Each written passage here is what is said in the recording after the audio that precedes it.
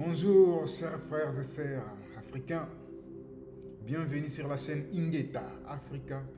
Et aujourd'hui encore, nous allons réfléchir. Parlons aujourd'hui d'un sujet, c'est une question. Tout le monde se demande, mais d'où vient ce réveil, donc cet éveil des consciences des Africains? Ça vient d'où? Apparemment les Africains se réveillent, mais tout ça, ça vient d'où? De nulle part, le président Tshisekedi instaure une journée pour honorer la mémoire de Simon Kimbangu. De l'autre part, il y a des groupes qui s'appellent des Kémites qui sont en train de vouloir s'approprier encore la grande civilisation égyptienne. De l'autre part, il y a des panafricanistes qui sont en train de se battre sur tous les angles, pas seulement spirituellement, mais sur tous les angles. Il y a Kémy Seba qui est en train de se battre sur le plan politique. Il y a Nathalie Yamb aussi.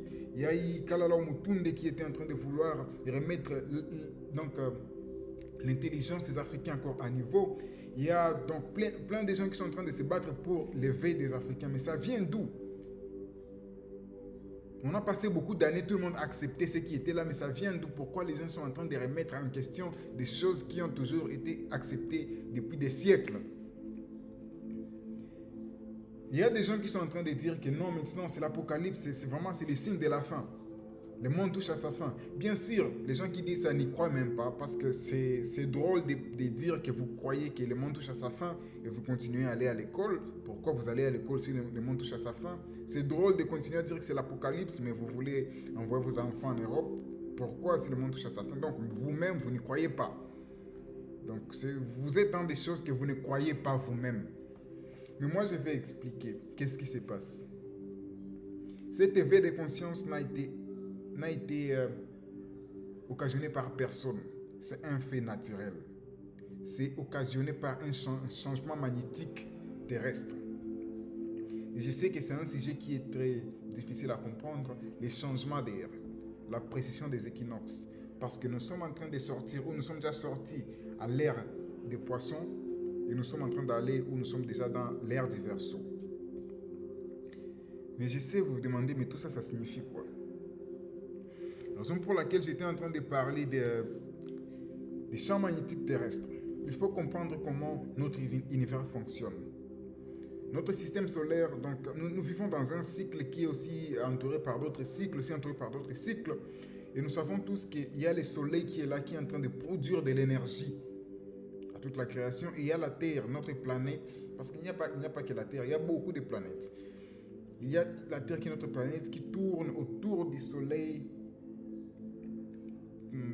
Donc ça fait une rotation de 365 jours pour faire une année. Et bien sûr avec une inclinaison. Et bien sûr, si vous comprenez tous ces détails-là, vous serez à mesure de comprendre ce que je suis en train de vouloir dire dans cette vidéo.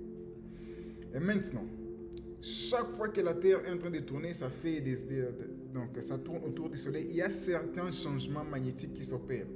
Mais ils sont insignifiants parce que ça demande une période de 2160 ans pour faire une ère. Donc pas une heure de 60 minutes, j'ai dit une ère. Donc l'ère, comme disons actuellement, nous sommes dans l'ère chrétienne. Il faut vous dire qu'avant il y avait une autre ère, raison pour laquelle l'ère actuelle est appelée l'ère chrétienne. Donc c'est une ère qui est venue, qu'on appelle l'ère du poisson. Ça a été caractérisé par des dogmes religieux. Et les dogmes religieux qui a dominé sur base de son pouvoir politique s'est instauré. Et comme nous savons que c'est une ère qui a commencé avec l'Empire romain qui gouvernait le monde, et raison pour laquelle vous voyez les calendriers, on l'appelle calendrier romain, nous sommes sous une ère qui a été créée par l'empereur Constantin romain, on a appelé ça l'ère chrétienne. Nous sommes donc presque tout ce qui existe aujourd'hui comme dogme religieux, vraiment, se base premièrement sur le début de cette ère chrétienne. Mais avant ça, il y a eu d'autres ères. Et avant, parce qu'en total, il y a, je peux dire, 12 ères. Je ne sais pas si vous connaissez les constellations, mais je vais essayer d'être... Un autre jour, je vais entrer dans les détails. Aujourd'hui, on n'a pas assez de temps, je vais essayer d'être bref. Et chaque ère a 2160 ans. L'ère du poisson avait commencé quelques années avant l'an 0. Parce que c'est pas pour rien qu'on a décidé de... Ok, on va commencer maintenant l'an 0. bien sûr, c'est un sujet qui est complexe et on aura le temps d'aller en profondeur, mais essayez de comprendre et de faire des recherches. Essayez de comprendre et de faire des recherches. Chaque ère a 2160 ans. Et à la fin de chaque ère, donc il y a un changement vibratoire.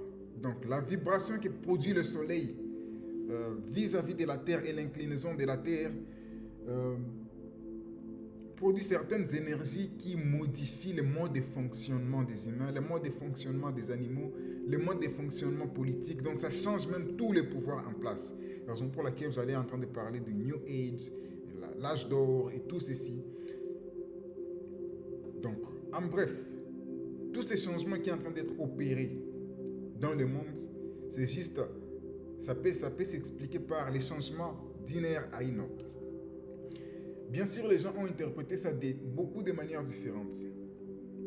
Les Incas ou les Mayas disaient que ça sera la fin des temps, la fin du monde. Ils ont dit que vers 2012 et tout ça. Les témoins de Jéhovah appelaient ça la fin du monde, vers 2000 ans. Donc, ils comprenaient qu'il y avait un moment, et il y avait des signes qui annonçaient la fin du temps. Mais les temps là, ce n'est pas les temps de l'existence, c'est les temps d'une ère quelconque. Donc tout ce que les religieux appellent par exemple aujourd'hui l'apocalypse, peut-être nous y sommes déjà dans cet apocalypse-là. Et même les mêmes pasteurs qui prêchent contre cet apocalypse, ils sont dans ça. Et qu'il y ait une marque de la bête, ces mêmes pasteurs sont en train d'utiliser ça, des réseaux sociaux et tout ça. Mais eux, ils comprennent ça comme les temps de la fin de l'humanité ou la fin la fin de l'existence. Non, c'est la fin d'une ère quelconque, l'ère du poisson. Et nous sommes en train d'entrer, ou déjà, je crois, depuis le 21 décembre 2020, l'ère du Verseau a été annoncée. Parce qu'il y a eu l'étoile qu'on appelle l'étoile de Noël, qui a pu être visible dans le ciel. Et c'est le croisement entre Jupiter et Saturne, au niveau de la constellation d'hiver. Premièrement, donc, je suis en train de dire beaucoup de choses qui sont peut-être difficiles à comprendre.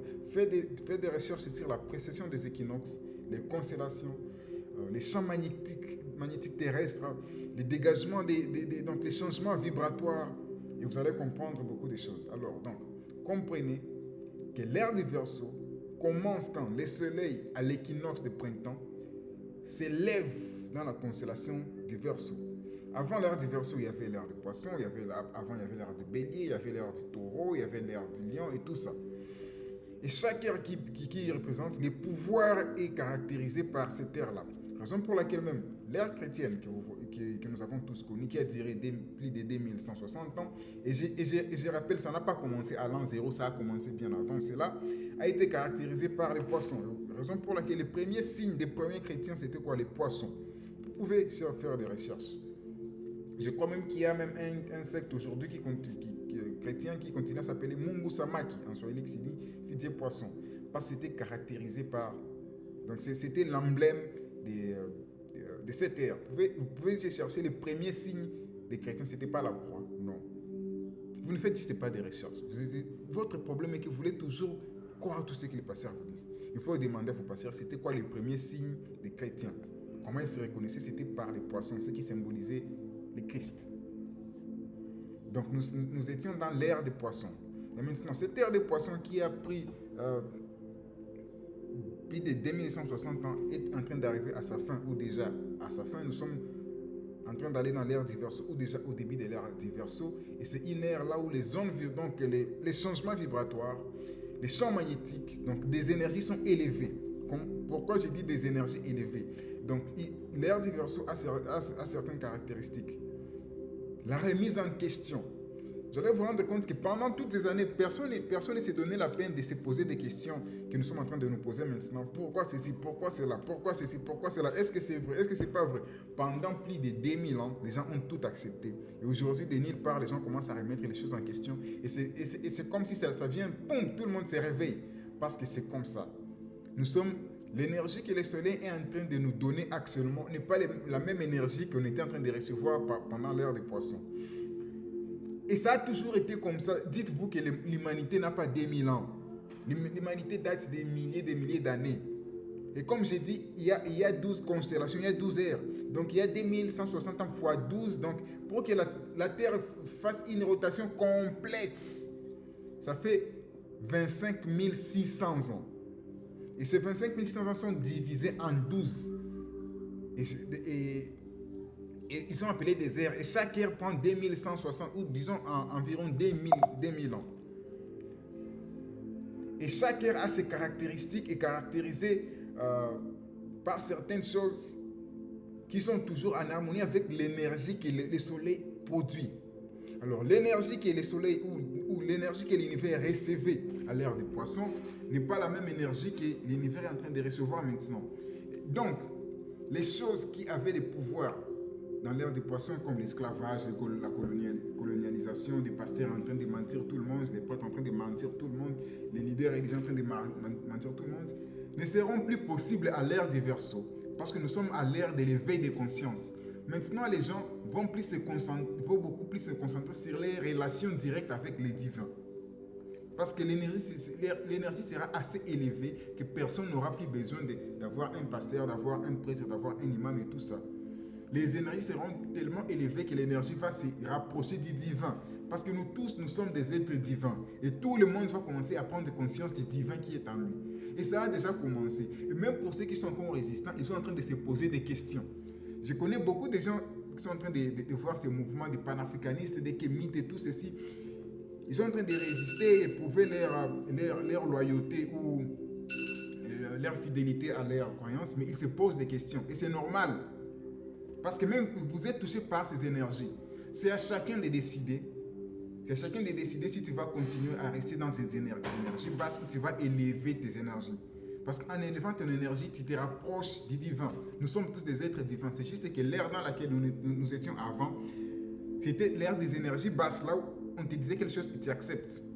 Quelqu'un vient, te rend esclave, tu acceptes si c'est la volonté de Dieu. On te colonise, c'est la volonté de Dieu. Parce qu'ils avaient déjà compris que c'était l'ère qui permettait de faire ça. Mais les énergies que nous sommes en train de recevoir maintenant ne peuvent plus permettre ce genre de choses. Mais si vous-même, vous n'êtes pas conscient de ça, alors ça sera votre souffrance individuelle. Donc cette ère d'énergie sera caractérisée par la remise en question, l'éveil spirituel. Nous allons redevenir... Chaque personne qui va essayer de s'élever spirituellement va atteindre la divinité qui est en nous. Parce que nous sommes des êtres divins, nous sommes la parcelle de Dieu.